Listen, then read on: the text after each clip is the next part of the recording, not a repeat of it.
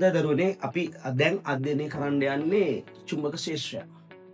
මොකද චුම්බක ශේෂ්ත්‍රයක් කියන්නේ? චුම්බක ශේෂ්ත්‍රයක් කියන්නේ උත්තරද්‍රවයේ ඉඳලා දක්ෂිණද්‍රවයට මනක්කල්පිතව රේඛා ටිකක් තියෙනවා. ඒක අපිට පේන්නේ නැහැ. අපි බලමු ඇත්තට මෙහිම රේඛා තියෙනවද? එහෙම බලයක් තියෙනවද කියලා. එන්න.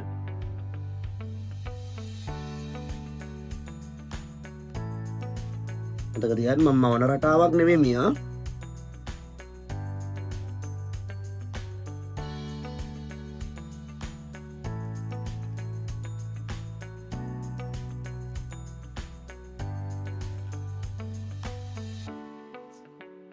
බලන්න ලස්සන රටාවක් මේ වෙනවා පේනවද ඔයාලට?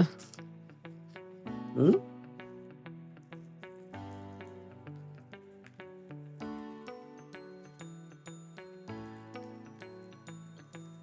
බලන්න.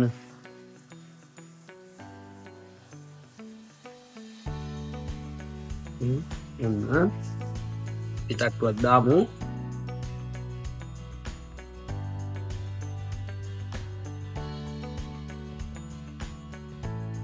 ඔන්න බලන්න.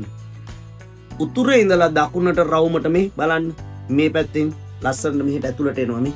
දෙපැත්තෙන් මේ මෙහෙම ඇතුළට එනවා. මේ පැත්තෙන් රවුමට. ඔන්න ඔකට තමයි චුම්බක ශේෂ්ත්‍රයක් කියන්නේ. පැහැදිලිද?